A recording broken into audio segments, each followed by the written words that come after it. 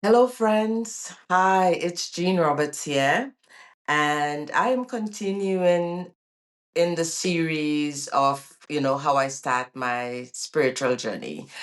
And yesterday I stopped at being at the ashram and returning in 2011 to do the yoga development program.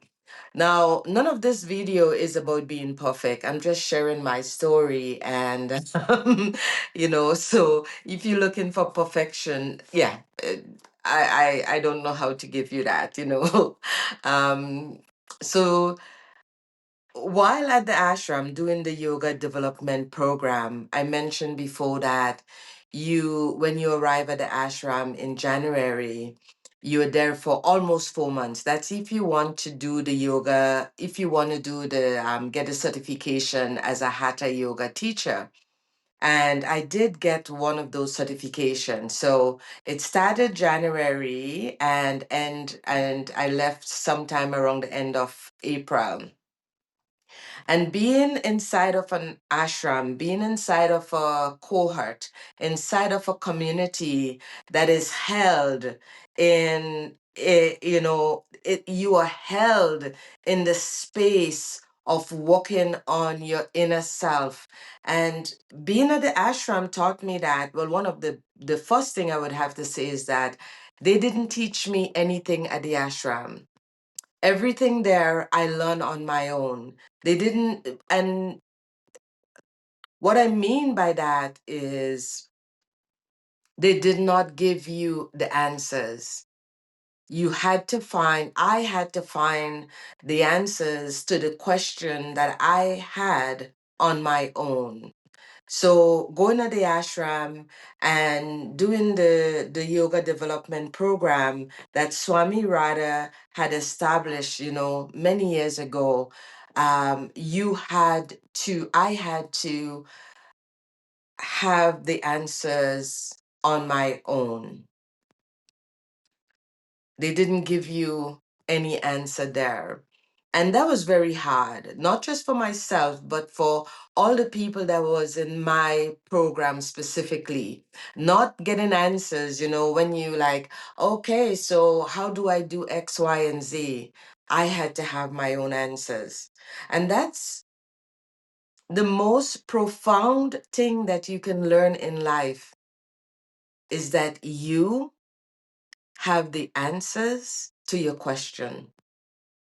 Unless you're in an educational, you're in college or high school or university and you're doing a program and the answer is not yours, it belongs to the patriarchy. And this is not what we're talking about today. We're not talking about the patriarchy. We are talking about the answers to your God question, the answers to question that nobody else really and truly can answer for you, the answers that you have within, your innate knowing, your intuition, your inner self, your soul, they have answers. The people that came before you, your ancestors, the spirit, the creator, the divine, whatever name you want to give it, they're in you and you have the answers. So I'm not here to give you answers to your own spirituality. If you ask, I can help lead you towards, the beginning of your own journey. We all have to start somewhere. And as I mentioned in my first video, I started when I was going to high school. At the age I was already 35, and I was in the City Adult Learning Center in Ontario, in Toronto, and I was just in a class doing social studies, and and I read Marianne Williamson book, A Woman's Worth, and I couldn't turn back from there. But at the time, I didn't know that I just started a journey. I just knew that innately inside of me, I wanted answers that no one else can give me. and I had to walk the path to get there. So one of the first things I learned from the ashram, well, it's not the first thing because I already mentioned the first thing, and forgive me, I might be all over the place, but that's me. And if you join in me, please, I beg, stay, because I do have something that you need. So stay with me. Alrighty, guys, stay with me. So I actually got my yoga teacher certification, Hatha Yoga, from the Yoshoda Ashram while I did my yoga development course there in 2011. And the program is called the YDC. I may have mentioned it a couple times, but it's one of those programs I recommend if you're on your spiritual journey because you're going to have to answer all the questions on your own. Now, I also learned how to meditate and how to pray. And meditation is stillness, praying is talking to anyone, the God, the universe, the spirit, the stone, the ancestors, the ocean, the lake, the earth, the tree, the bird. You can talk to anyone when you pray. And that's the beauty of prayer. And I also learned chanting. I love chanting. If you really want to quiet your mind, like really want to quiet your mind, I recommend chanting. And I'll give you a little bit. Om Tara Tutare Ture Soha. Om Tara Tutare Ture Soha. When you can chant, it takes away the noise. It calms when you finish chanting. It's like you went through a cycle in the washing machine and you are clean and you are clear and you can function. It is a beautiful thing. I recommend it. I also learned to journal, and journaling was really about self inquiry. That's how you find the answer. You journal the question until you find the answer from within.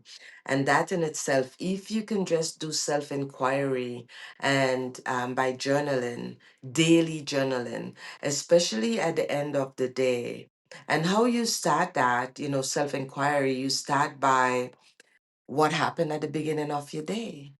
What did you dream? What was your dream? When you wake up, how was it outside? What were you feeling inside? What did you do? Who did you meet? What did they say? What did you say? What kind of work did you do for the day? How did that make you feel? So self inquiry is pretty much very simple. There is nothing complicated about that. You just start at the beginning of the day. So for me, if I'm inquiring about my day, how did my day start? I wake up at 6 a.m. and I actually thought it was earlier. I didn't realize it was already 6. So I went back to sleep. And then I got up at 7 a.m. and I went back to sleep. And then finally my phone rang at 8 a.m. and I got up. But I lie down with what I wake up with. And what I thought about as I lie in my quietness, I thought about the acceptance of me sleeping in, the responsibility I took for sleeping in, and not making a story about it. That's how I start my day. And then I did yoga with Adrian and YouTube. And when I finished doing my yoga practice, I got some coffee. I read the Bible. I'm reading Psalms from Psalm.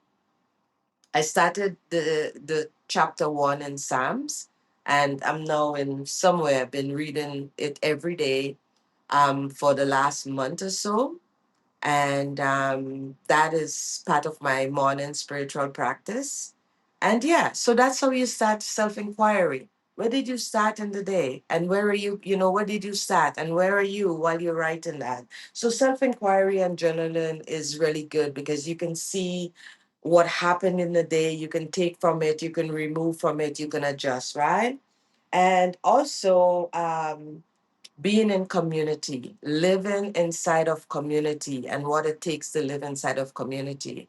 So, although I was in a program that I paid 10,000, well, almost $10,000, it was about 9,000, whatever plus, right? And I spent 4 months in that program. So, I paid almost $10,000 for this program. You know, but I had to do karma yoga. I had to walk. We had to walk.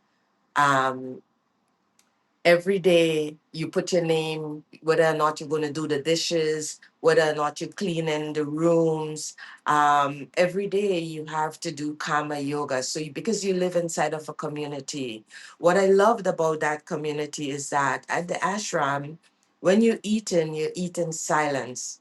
You get to have a, and you know, this is something that I practice that I too have to come back to because eating in silence really and truly you become in tune with your body, what it's saying, what you're eating, how you're feeling. It is really ridiculous that I don't do that. I often wonder, how come I feel so good when I come back from the ashram? How come I lose so much weight when I come back from the ashram? You know, I think I'm doing the same thing that I'm doing at home, but I'm not because at the ashram, in community, we sit at tables, we do not speak when we eat, we help out. We help out daily. We do walk around the area. We do our well in the program itself. You constantly from 6 a.m. till 9 p.m. As I mentioned in my previous video, you are actually on. Your exhaustion is real and it's beautiful. It's beautiful walk. You sit in circle. You share from your heart, you share vulnerable, you understand that the people that is with you are literally in the same boat. You know how we say we are in the same ocean, but we're in our own boat? When you're in community, when you're truly in community and you are transparent and you are in the same program and you are struggling in many similar ways, you may not have the same problem, but the struggle is real. You are in community, you are in circle, you are held so you can fall to fuck apart. Yeah, spiritually, I cuss and I swear. You can fall apart and no one comes to pat on your back. You know why? Because you are held already. The container is huge. You are rocking like a baby in there. Your shit is overflowing. It's flowing out of you. Your trauma, your hurt, your past, your pain, your drama, it is all coming out and community is holding you. They don't need to cradle you, they have the space that holds you and allow you to be. You know this pattern thing we do when we are crying? We are actually saying, shut up, shut up, shut up. And yeah, this is where I'm going to leave this video today. Please subscribe and like my video and follow me for wisdom and spirituality and journaling and prayer and oh, all the goodness. Just follow me. I'm okay. Thank you.